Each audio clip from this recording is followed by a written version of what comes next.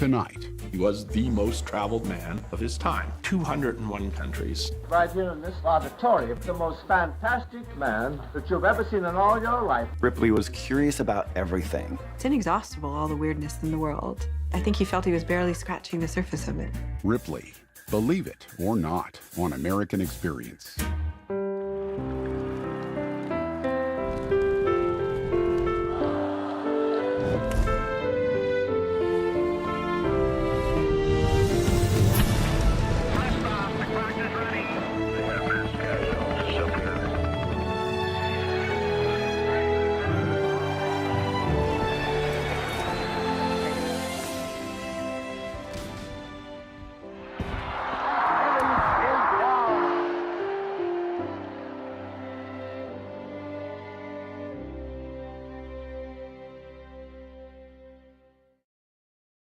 Exclusive corporate funding for American Experience is provided by Liberty Mutual Insurance.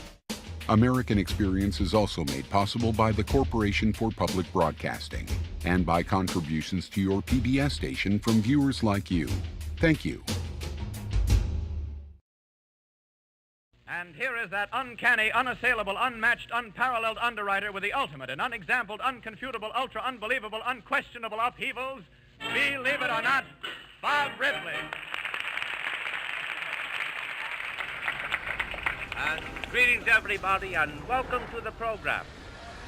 On the stage here, we have assembled a group of, believe it or not, people.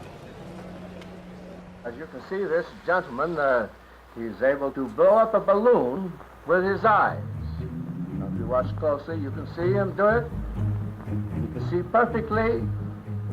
He's absolutely normal in every other respect. Mr. Adlon, he's one of the most sensational oddities of all times. He doesn't use a razor, he uses a blowtorch.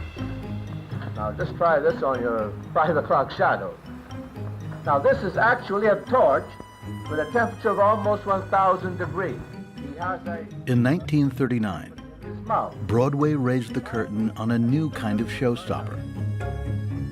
A unique museum that brought the newspaper feature, Believe It or Not, to shocking three-dimensional life. The most fantastic man that you've ever seen in all your life, right here in this auditorium. The auditorium, as it was called, was the latest incarnation of the popular multimedia brand that for 2 decades had mesmerized the nation with an encyclopedic pageant of one-of-a-kind wonders, arcane trivia, and homespun Americana.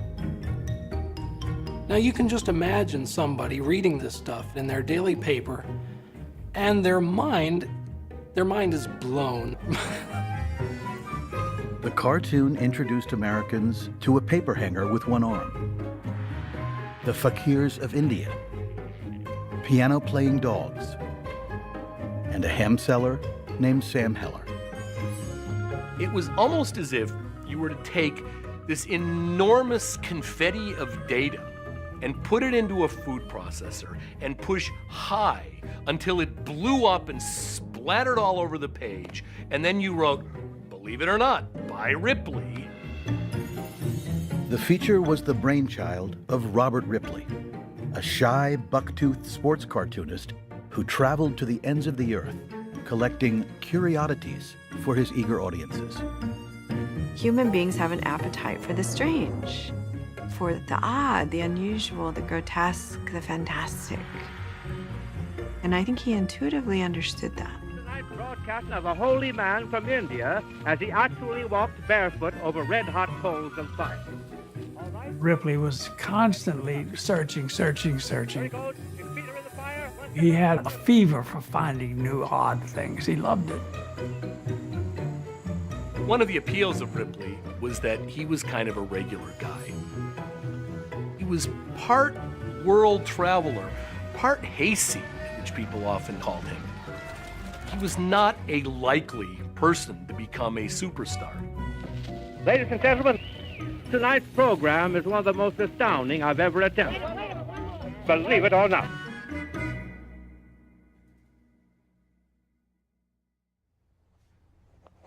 One evening in the winter of 1918, the sports cartoonist at the New York Globe hit a creative wall. His editors were waiting for him to turn in a sketch for the next day's paper. But 28-year-old Robert Ripley was out of ideas. December of 1918, typically a slow time for a sports cartoonist like Ripley. There weren't a whole lot of games going on. So he often had to scramble during the winter periods to come up with something for the newspaper, to come up with a cartoon. Desperate for inspiration, he pulled out a scrapbook of clippings he had been saving of peculiar athletic feats. He collected articles and notes to himself and all these ideas in order to use those during the winter lull. So he starts sifting through to find a few odd sports feats to cobble together into this one cartoon. Ripley assembled a collage of material and called it Champs and Chumps. It is a series of 11 little drawings. No big central drawing, they're all minor items. It looks like he just scribbled it together. It's kind of a last-minute haphazard, okay, I gotta turn in something. Years later, he would say that this was his first Believe It or Not cartoon. But that night, Ripley was simply relieved to make his deadline. He didn't do another one for 10 months. And when he finally did another one, at least he did make some progress. He called it Believe It or Not. But from then on, he might produce a Believe It or Not every few months. He did not recognize it as his ticket to fame by any means. In the early 1920s, Ripley's quirky, sports-themed Believe It or Nots appeared only sporadically, filling in the gaps between his more conventional sports coverage. He wrote articles to accompany his cartoons and quickly garnered a reputation as a good read. If you really appreciate art and literature combined, touted the paper, you can't afford to miss Ripley. About 10 years into Ripley's career at the Globe, something happens that's a turning point for him in his life and his career. He's sent on this adventure around the world. The ocean liner Laconia was embarking on a luxury cruise that would circle the Earth. Ripley's editors booked the cartoonist's passage on the ship and instructed him to sketch and write about what he saw during the 4-month voyage. He had always wanted to travel, but he was stuck on a reporter's salary and didn't have really the means to do much traveling until this opportunity fell in his lap to finally see the world. Through his Ramble Round the World columns, Ripley took readers along for the ride of a lifetime. He goes to Hawaii first and then heads over to Asia. He's sending a dispatch home, a brief essay, and some cartoons every day. It was almost like the blogging of its time. It's his first trip to China, first trip to Japan, all life-changing experiences. Introduction to architecture, introduction to religions. It's just all new and exciting to him. But when he gets to India, he's absolutely overwhelmed by Hinduism. It's just as foreign as anything could possibly be to him. On the banks of the Ganges, he witnesses the burning ghats, where people burn corpses. Right alongside these burning corpses are holy men bathing themselves in the water. Elsewhere in town are other holy men who are doing, to Ripley's mind, strange things to themselves to prove their devotion to their God. Staring at the sun until they go blind. Holding their arms aloft for 20 years till their arms become fused in place.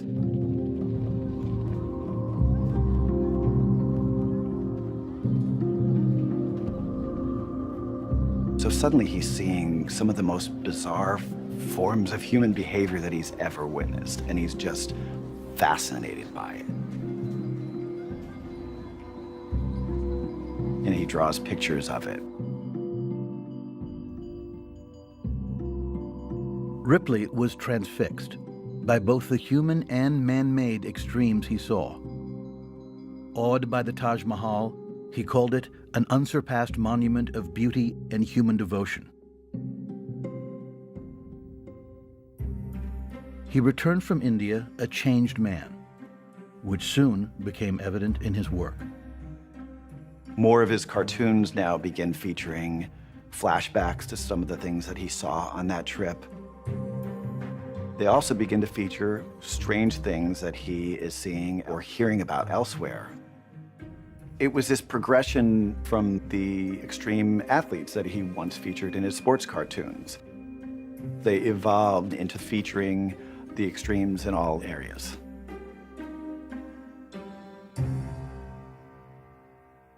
The eclectic feature drew the attention of crossword publishers Dick Simon and Max Schuster, who wrote the cartoonist offering to publish a book of his cartoons. Ripley threw the letter away. He didn't feel he was a book man. He had been published in newspapers for all his life, and he saw himself as a newspaper cartoonist. May 1927, Lindbergh and the Spirit of St. Louis. Then, one controversial cartoon would launch him onto the national stage. Charles A. Lindbergh before the epic flight to make history. In 1927, Charles Lindbergh is the first person to fly solo across the Atlantic Ocean. 3,600 miles to Paris, and all America vicariously shares every lonely mile. It is big news. Worldwide, everybody knows the Lindbergh story. He's a national hero. There's a ticker tape parade on Broadway. Ripley put on a cartoon that Lindbergh was not the first man to fly the Atlantic. And it created a sensation. He got thousands of letters. What do you mean by saying such a stupid thing like that? Ripley was accused of being anti-American. He let the furor and publicity around the Lindbergh cartoon build before offering proof. He showed there were a couple of aviators who flew it and 2 dirigibles that flew over with 30-some-odd people in each flight. And so as far as he was concerned, Lindbergh was the 67th man to fly the Atlantic. But the key word is solo. He was the first man to fly solo. He really took a concept and turned it on its head and turned it around and turned it inside out until he could give you a believe it or not fact that just blew your socks off. More shockers soon followed, and his reputation as a brash instigator grew. Meanwhile, Simon and Schuster continued to pursue the artist, and Ripley finally agreed to a book deal. The result was an instant bestseller. You can't imagine a success as stupendous as this. Every book review was just crazy for the book. They were flying off the shelves. The book is really the best of the weirdest, most unusual things that he has found in the last 5-6 years. That book was the point at which he and the rest of the country finally realized what Ripley was onto. People wanted to be entertained in this way. They wanted their sense of reality to be challenged. Everybody was thrilled with it, and Bob Schuster did something very smart. He sent a copy of the book to William Randolph Hearst, who owned the biggest news syndicate in the world called King Features. And Hearst looked at the book, liked it, and said, "Hire Ripley." Hearst's newspaper empire stretched from coast to coast. The media mogul offered Ripley a contract worth $100,000 a year, increasing his income tenfold. Ripley signed, committing to pen a new cartoon every day, 7 days a week. The phrase, believe it or not, soon entered the national vocabulary as Americans embraced a steady diet of the weird and wonderful. The universe of Believe It or Not contains something for everyone. He had different categories of the odd, the curiosities. There were natural oddities. There were people that would bounce downstairs on their heads. And then he loved numbers, strange combinations of numbers. He basically said there's an infinity of strangeness in the world. It'll never run out. It's inexhaustible, all the weirdness in the world. And I think he felt he was barely scratching the surface of it. When Hearst promoted the cartoon with a series of contests, inviting people to submit their own Believe It or Not stories, Ripley was inundated with letters. He's receiving up to 3,000 letters a day. Many of them don't even have his name on the outside. People are drawing puzzles, semaphore, anything to catch Ripley's eye. It becomes such an issue that the Postmaster General has to write an edict to say, my guys are not going to waste any more time delivering mail to Robert Ripley. Contest prizes included cars, trips, even airplanes. But for most, the real prize was the chance to be immortalized by the famous cartoonist. Being in the Ripley cartoon would possibly be the most important thing that ever happened to somebody. You know, this is their 15 minutes of fame. Ripley was never cynical or sarcastic. When he presented people doing odd things, it wasn't in a mocking tone, it was in an appreciative tone. I feel like Ripley's life work was ultimately a celebration of the underdog. And I think he viewed himself as an underdog. So I don't think the Ripley Believe It or Not brand that he created was just a brand. I think it was a complete reflection of who Ripley was. He was born Leroy Robert Ripley in 1890 in Santa Rosa, California, a dusty frontier town north of San Francisco. He was quite odd looking. He had a very severe set of buck teeth. He stammered, he stuttered. Ripley, in his youth, is shy, a bit of an outcast with a stutter and funny teeth that, you know, he's not a handsome-looking guy. Roy, as he was known, was the eldest of 3 children. His father worked as a carpenter, and the family struggled to make ends meet. When he was growing up, his mother would sometimes make him clothes using the scraps of some of the laundry and sewing jobs that she took in. So Ripley would go to school wearing pants that looked like a dress, which is what it was. And the kids noticed and they picked on him, and I think he got teased a lot as a kid. A loner, he occupied himself with his favorite pastime, drawing. He's drawing from a very early age a lot. You know, he's drawing every time he gets a chance to. Since the family didn't have much money for something like art supplies, he used butcher paper with a chopping block as an easel. Anytime he had a free moment, he was doodling. As he grew older, Roy dreamed of turning his hobby into a professional career. Just like a kid who was interested in science might aspire to be an engineer because of Thomas Edison, a kid who had a little bit of ability to draw funny pictures would aspire to be a cartoonist. Those guys were famous, they made a lot of money. I mean, to draw funny pictures for a newspaper, what a great job. At age 17, he mailed a small sketch to a national magazine. To his delight, they published his submission and paid him $8. For Ripley to get a cartoon into Life magazine would have been just the most exciting thing that ever happened to him. You can imagine Ripley seeing that $8 check and saying, I've got a career. If I can sell one of these a week, I've got it made.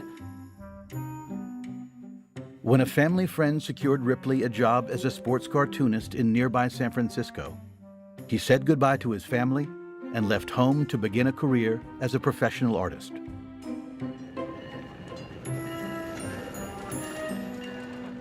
He loved the idea of moving to San Francisco. It seemed so far away to him, even though it was only 50 miles south. Ripley's newspaper debut appeared in the evening edition of the Bulletin on February 22, 1909. It depicted a baseball fan's eager anticipation of opening day. But his initial success was tempered by loneliness. I think when he first got settled in San Francisco, he still felt like a little bit of an outsider. You know, he was brand new at this job of sports cartooning. He didn't have many friends. So during this time, Ripley starts spending a lot of time in Chinatown because he can get a cheap meal there. You know, for 5 cents, he can eat some noodles. But I think he was also drawn there. I think in Chinatown, he felt like less of a loner and developed a connection to these people who were on the outside of things themselves. They weren't part of the mainstream. He felt welcome in Chinatown, but Ripley struggled to find his niche in San Francisco's competitive newspaper world. He was fired from 2 different papers. Colleagues advised the discouraged artist to try his luck in New York, a bigger newspaper market with more opportunities. With nothing to lose, he scraped together his meager savings and bought a one-way ticket east.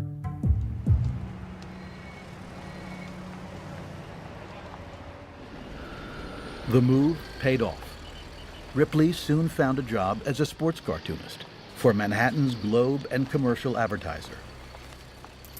It was the beginning of a dramatic transformation, starting with his name. If you want to be a tough sports guy in New York, you can't be Leroy. So he changes from Leroy Robert Ripley to Robert Leroy Ripley. With his $25 a week salary, he invested in a new wardrobe, swapping his scruffy California clothes for smart 2-piece suits. This new person emerged from this very shy, winning boy from Santa Rosa to this snappy dresser, snappy if loud, garish dresser. Bought his first suit, sent home a picture to his mom of himself posing in Central Park with rolled up pants and a high waist and big lapels, and he was just so proud of that. Proud that he could finally buy something nice to wear after not having that ability as a child. He rented a studio apartment at the venerable New York Athletic Club. A natural athlete, he availed himself of the club facilities. Handball became his sport of choice. After all, the popular game of handball as it is played today. From 1922 through 1928, handball is a major part of his life. He's the New York City champion. He becomes the national teams champion. I think that success on the handball court was important to him.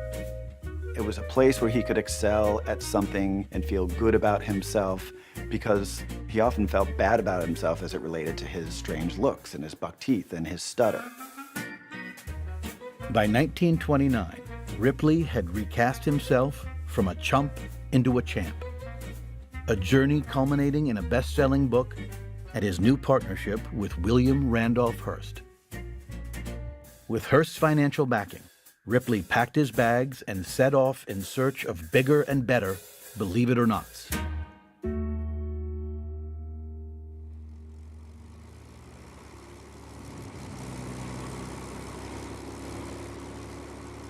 During the Depression, it was exorbitant to travel by plane or ship. Most people couldn't afford it. Robert Ripley was bringing back the world. He was the messenger. Ripley is credited for going to 201 countries. At the time, there's about 235 recognized countries, so he was the most traveled man of his time.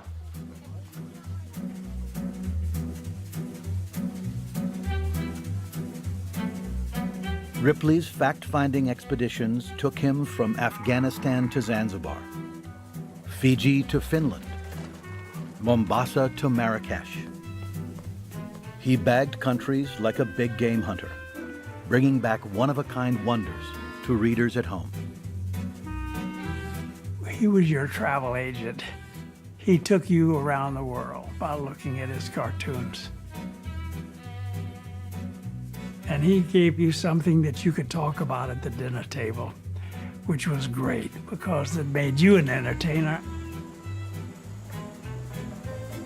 I think the appeal to the Believe It or Not cartoon is curiosity mixed with education. Here's a guy that's traveling to places where I'm never going to get to, I can only dream of. At least I can learn about it through him.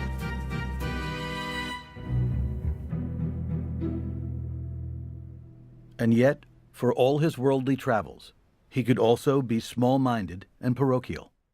Normally, you think of somebody like Ripley, who is bringing us the world. You think of them as being something of a highbrow, somebody who's educated and well-traveled. But he was well-traveled kind of like in the way that maybe your weird uncle was well-traveled. One minute, he would really be somebody who was using travel to raise his consciousness. The next minute, he would seem to be just another ugly American tourist.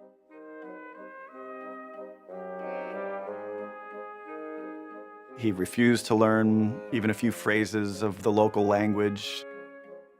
He boasted that he would go to places and just speak English louder if people couldn't understand him. Preferring to travel in comfort, Ripley was game to rough it when he had to. He had a fear of flying, yet still managed to log over 600,000 miles, enough to circle the Earth 24 times. But the intrepid globetrotter had a secret, one that he kept hidden, a world away.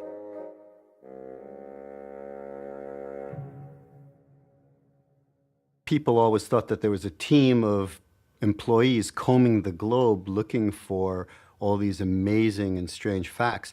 But the truth was, it was just my grandfather sitting in the library 6 days a week, 10 hours a day, finding these items on the bookshelves. Ripley's travels were guided by an unseen hand, a polyglot researcher named Norbert Perlroth, who was directing his employer's adventures from an unlikely location, the New York Public Library. Through Mr. Perlroth, he had the whole world at his fingertips because he could go into any country, and there was Perlroth's research of 8 or 10 or 50, believe it or not, that he would go to and discover.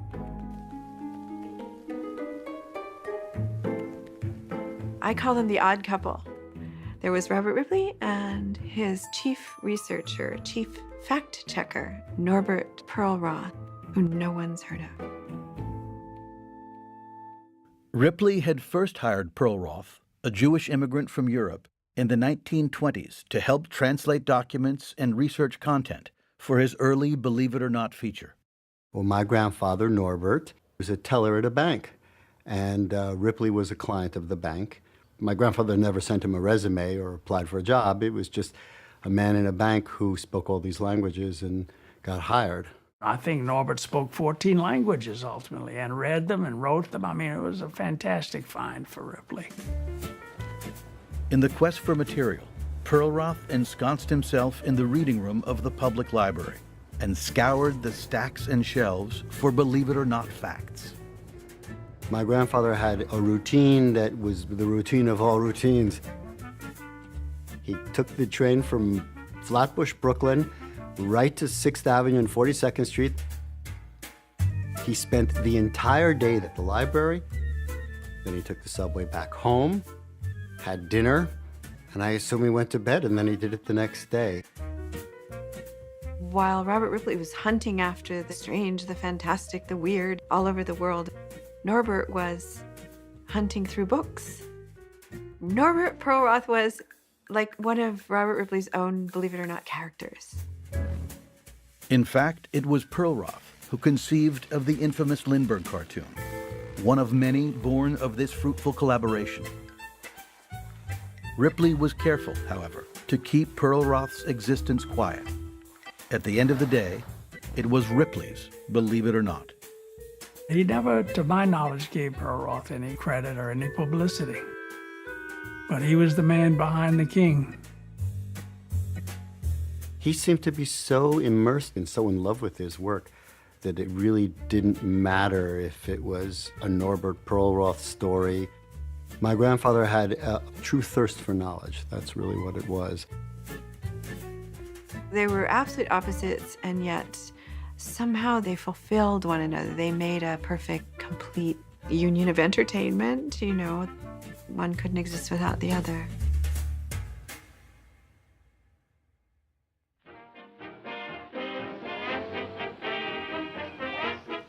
In 1930, Warner Brothers Studio produced a series of theatrical shorts featuring the world traveler and his odd facts. Mr. Ripley, Yes? I was just wondering if you would tell me how you came to draw your first Believe It or Not cartoon. About 8 years ago, on a certain day when I was drawing pictures for a New York paper, I couldn't think of anything to draw. Ripley comes across in the movies as awkward. He's not comfortable, very formal. Sent them to the engraver. And for no reason at all, I call them Believe It or Not. There's no sense of relaxation at all, stiff as it can be in most cases. I'd like to show you one of the most curious things that I've ever collected in the Believe It or Not Museum. He's not the most natural performer, and he deals with that in his own ways, one of which is has a little cup of whiskey always at hand and kind of loosens himself up before he has to get in front of the camera. Now I'm going to show you the strangest man that I've ever seen in all my travels. I came across him a few years ago in the northern part of Africa, and he had on his head horns more than 18 inches long. Audiences were captivated as the formerly silent artist stepped out from behind his easel and onto the screen. I couldn't bring him with me. A celebrity doesn't always have to be beautiful or handsome or incredibly charismatic with that kind of star power. He had a different kind of star power. They say this room is the clearinghouse for the strange information that you gather, Mr. Ripley. Yes, this is the Believe It or Not Hall of Curiosities. I've collected strange things from all over I think they see this guy who's not Hollywood handsome, Robert L. Ripley starting another Believe It or Not expedition. but he's up there anyway doing his best, making mistakes. And I think that's appealing. I think people appreciate it. Fran Blakes presents Believe It or Not. Building on his success in publishing and film, he set out to adapt his Believe It or Not brand for radio. And here's that notable nationwide nabob of non-stop, non-negatory, nerve-numbing neck and neck naturals.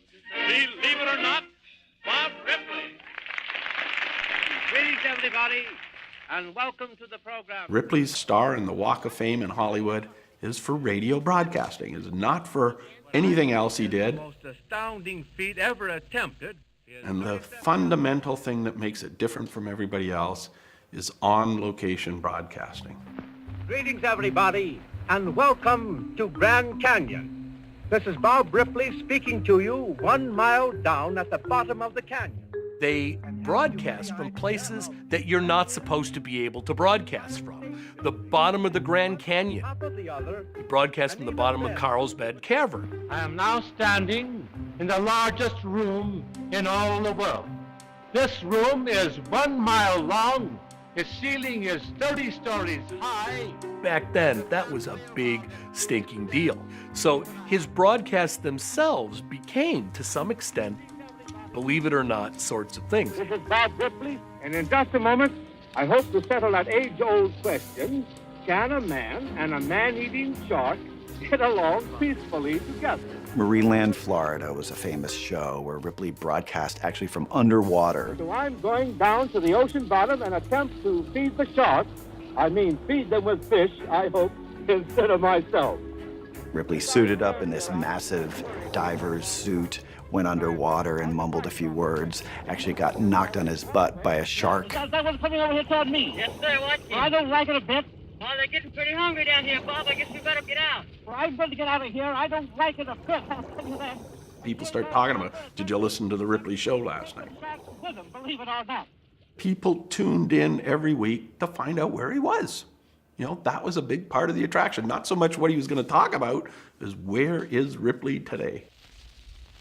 The makers of X-Lax present Strange as It Seems. Ripley's formula inspired dozens of copycats, on the airwaves and in print. Some of them were just blatant ripoffs. Others specialized: nature, the Bible, stamps. But all of them were based purely on the Ripley model. Believe it or else, I bring you odd and interesting facts that Ripley said he felt besieged by imitators bringing you strange news and odd facts, and sued his most blatant mimics. curiosities that are hard to believe. But none of the impersonators were able to unseat Ripley as the king of curiosities. There was only one, believe it or not, and by the mid-1930s, its creator was a national celebrity. There was this poll that was done in 1936 where they asked thousands and thousands of kids who would they want to be when they grow up. And far and away, the kids said, I want to be Robert Ripley. I want to travel the world. I want to draw cartoons. He got more than the president, more than J. Edgar Hoover, more than Jack Dempsey or any baseball player. They wanted to be Robert Ripley. Even his imperfect smile was famous. When he finally had surgery to tame his unruly teeth, Ripley instructed the dentist not to straighten them all the way. By now, they had become his trademark. And in spite of his unconventional looks, he was popular with the ladies. He liked two things mainly. He loved liquor and he loved women. It's impressive, this guy who doesn't have Hollywood handsome looks. He becomes something of a ladies' man, sort of a renowned ladies' man. He was often seen out on the town in the company of actresses and models. After a brief, turbulent marriage to a dancer in the 1920s ended in a bitter divorce, Ripley publicly vowed to remain single. Still, the press deemed the bachelor a catch, his impressive income part of the appeal. By the mid-1930s, he's making $500,000 a year during the depths of the Depression. He's making so much money, he finally decides, okay, it's time for me to buy a place for myself.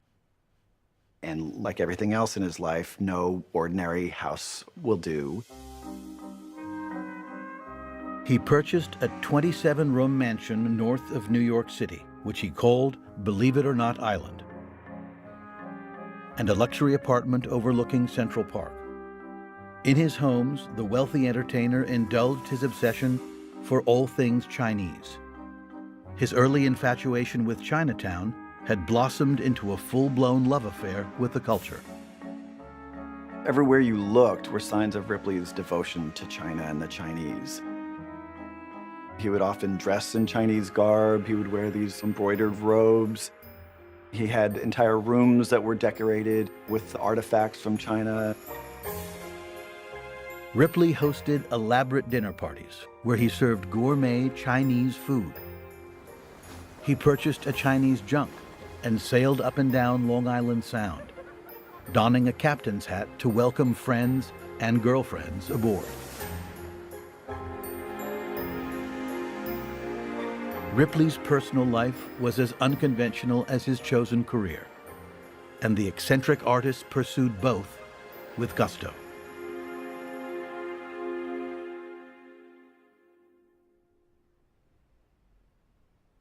Not satisfied to coast on his success, Ripley continued to explore new outlets for Believe It or Not.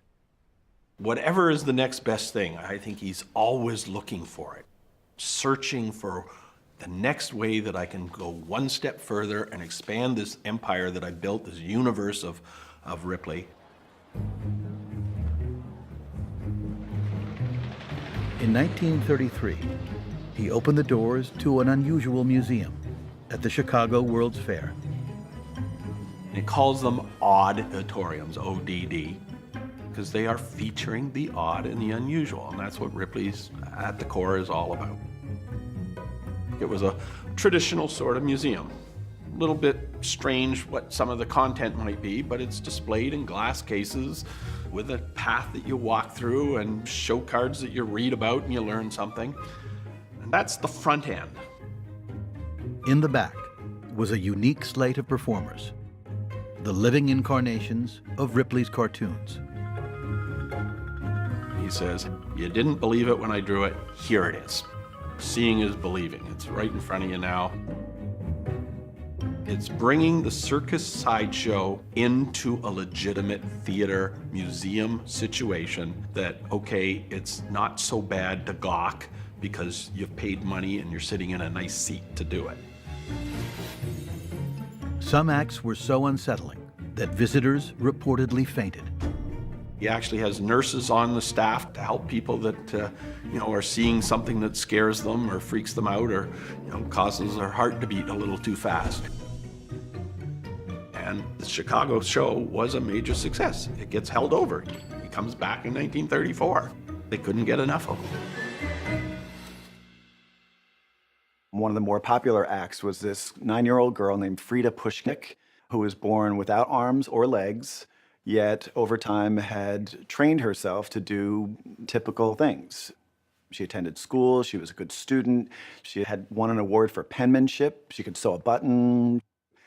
And I think she's an example of the kind of person that reflected Ripley's appreciation for the underdog. Somebody who, in Frida's case, was disabled, but was able to do exemplary things. And I think Ripley loved that kind of thing and loved sharing it with other people. When the Chicago Fair closed, Ripley was invited to restage his show at a new exposition opening in San Diego. But there, his lineup met with resistance. A California judge fined Ripley's company for including performers like Frida Pushnik, citing a state law prohibiting the exhibit of so-called deformed persons. Ripley himself refused to use the term freak to describe his cast members, and reportedly threatened to fire anyone on his staff who did. He preferred the term oddity. When pressed, however, he admitted that an oddity is a high-class freak. In 1939, Ripley invested millions to develop a permanent museum site on Broadway in Manhattan, which was rechristened Oddway for the grand opening. The New York City venture debuted to great fanfare and featured a bill of eye-popping performers.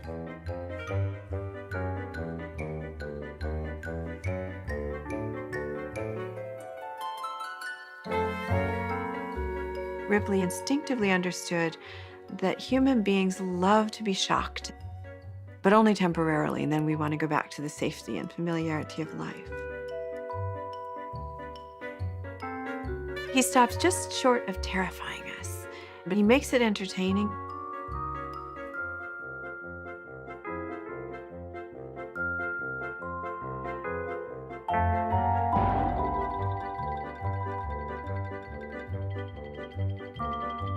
We know our daily lives where everything operates in a predictable kind of way and the people that we know behave all in the same kind of way. His idea was to say, you ain't seen nothing. This world is one freaky, bizarre sort of place, and we should embrace that, and we should love it.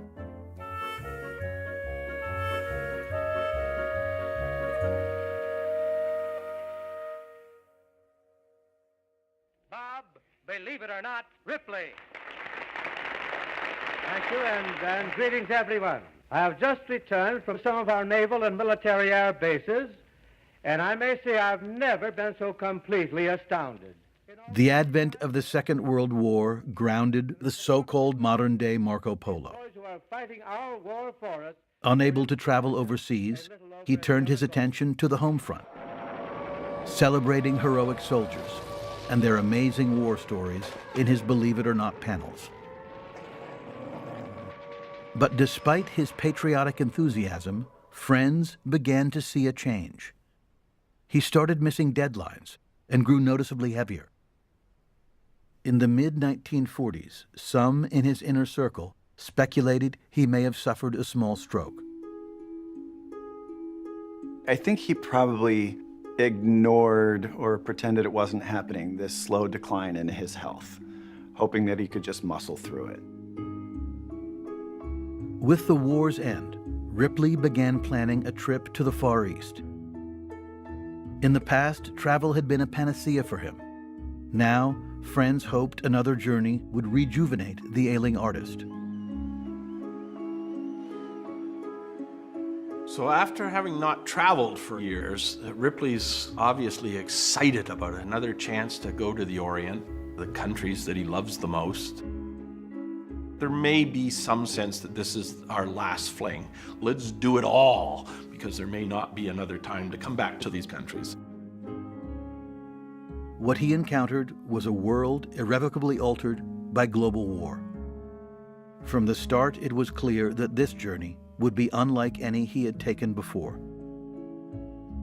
En route to Asia, he offered a wreath for soldiers lost at sea.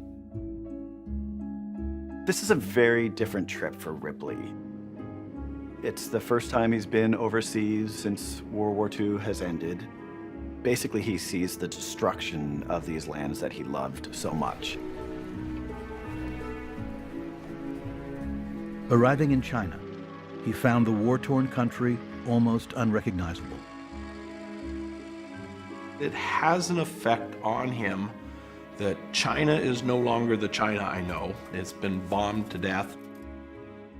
Clearly, China is the love of his life, and by 48, it's a whole different place. This is, believe it or not, Ripley. I am now in Hiroshima, the spot where the atomic bomb exploded. In Japan, Ripley broadcast a show from Ground Zero, his Believe It or Not statistics capturing the horrors of war. In Hiroshima, 15,000 people vanished from the face of the earth. 47,000 were dead, 60,000 more died within 2 months of the blast, and 100,000 were injured. Of the city's It's been a long time since he's seen his favorite lands, and what he sees in these places has a pretty big impact on him. I mean, he's seeing some of the battlefields of World War II, and I think it breaks his heart. And so, little children, will you and all our listeners say with me, to thee, O Lord, we pray, that come what may, give us peace forever and a day.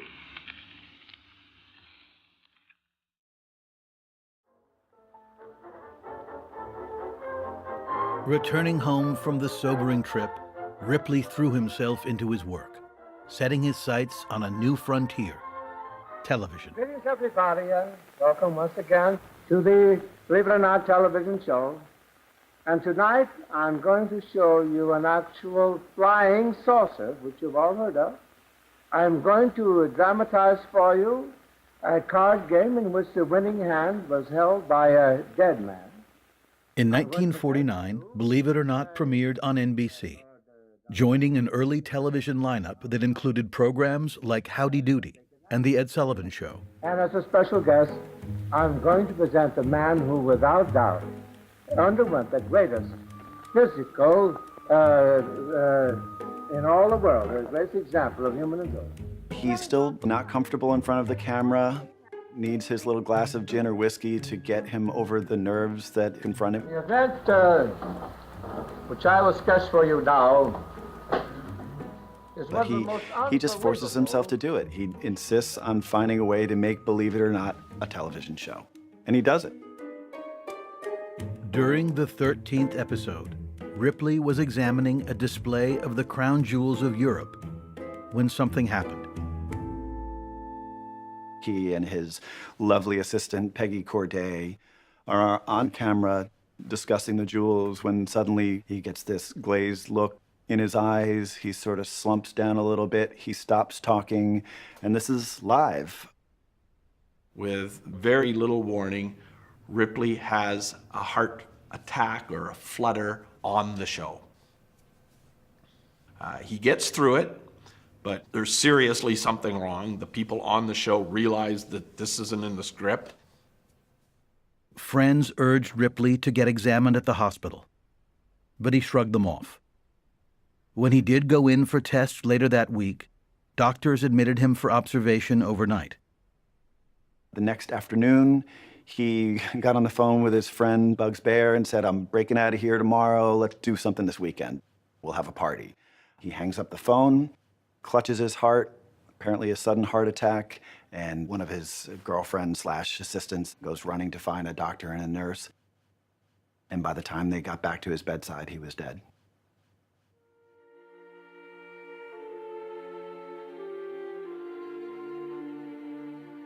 Hundreds attended Ripley's funeral, and crowds lined the street as his rose-covered coffin was carried from St. James Episcopal Church to Grand Central Station. It seemed fitting that Ripley's journey to his final resting place was a cross-country journey. His body was loaded onto a train and began this slow journey west back to where he came from. Robert Ripley's unbounded travels had finally come to an end. The world-famous cartoonist was laid to rest next to his parents in Santa Rosa's Odd Fellows Cemetery. Believe it or not. Many times, people have asked me, what is your strangest, believe it or not? Well, my answer is that I have never found the strangest, believe it or not, because the strangest thing hasn't happened yet. Each day I don't think it was an act. Ripley was curious about everything. He had this childlike sense of wonder. He believed this is an incredible place. This is an incredible world that we live in, and he wanted to share that with his readers.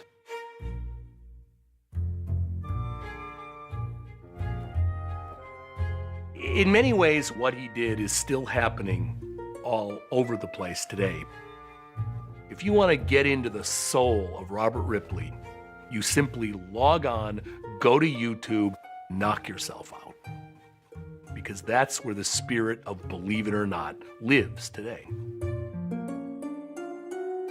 I think one of the gifts that Robert Ripley brought to us still today is the idea that there is nothing ordinary if you look at it long enough and with enough clarity, and you can begin to see that even the most ordinary thing is extraordinary. Exclusive corporate funding for American Experience is provided by Liberty Mutual Insurance. American Experience is also made possible by the Corporation for Public Broadcasting and by contributions to your PBS station from viewers like you. Thank you.